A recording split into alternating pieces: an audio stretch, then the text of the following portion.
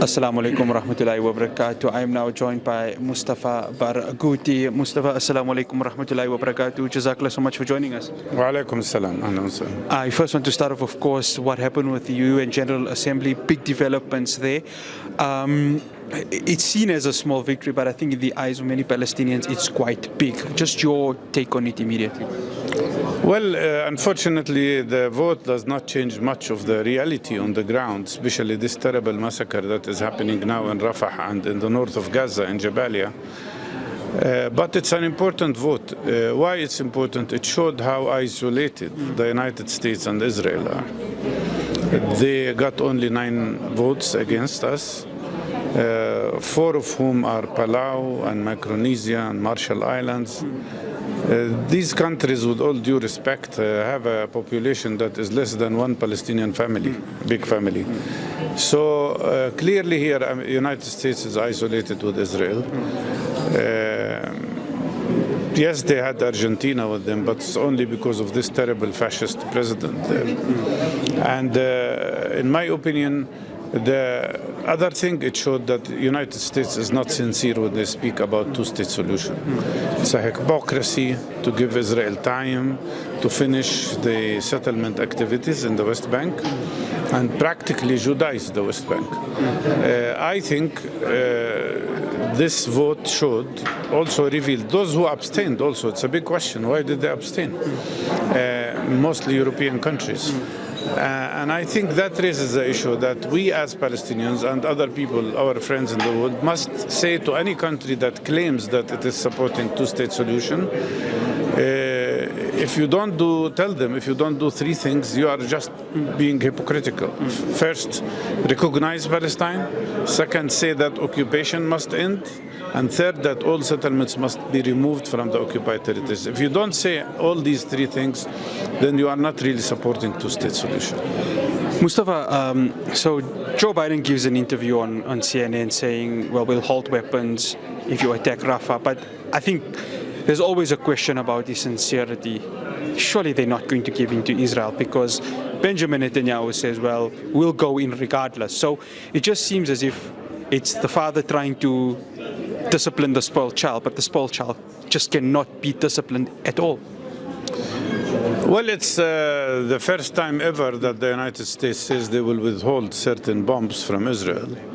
But unfortunately, this statement was accompanied by several statements of the United States officials, including Biden, saying that they continue to support Israel and that they continue to support the war to eradicate Hamas, as they say, and Palestinian resistance.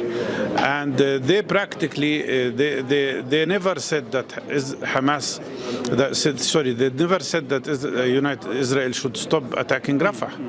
They keep saying you can attack Rafah, but you have to be careful about civilians and so on.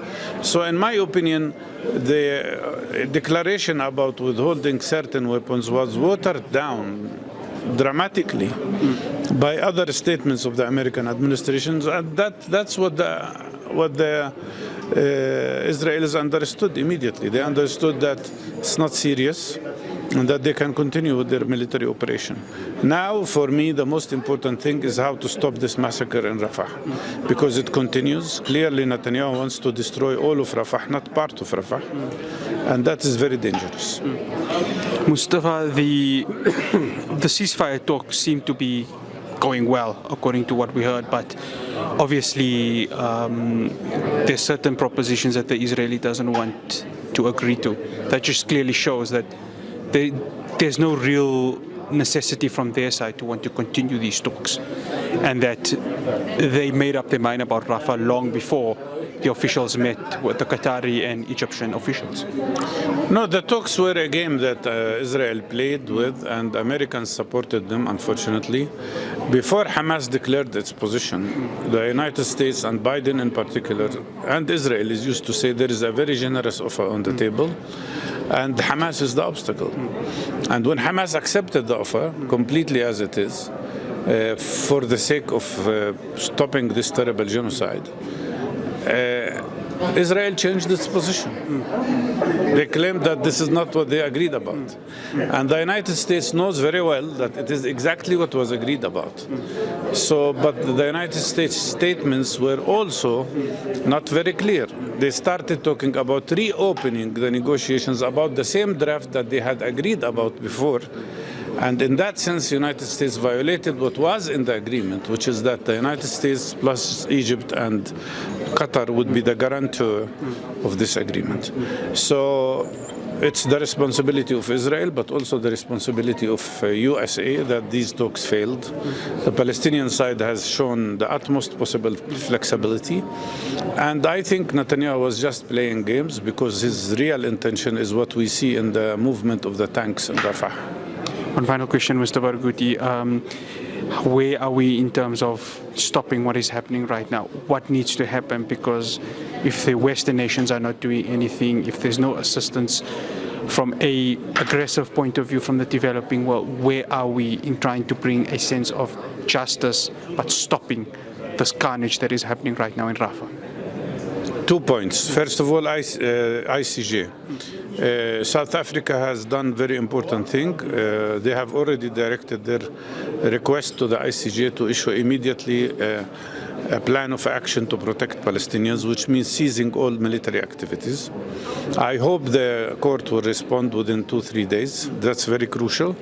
But second, all governments, especially Arab governments and Islamic governments, have to immediately declare total and complete boycott on Israel. Without doing that, Netanyahu will continue. Mr. Barghouti, always a pleasure. Thank you so much. Assalamu alaikum. Wa alaikum salam.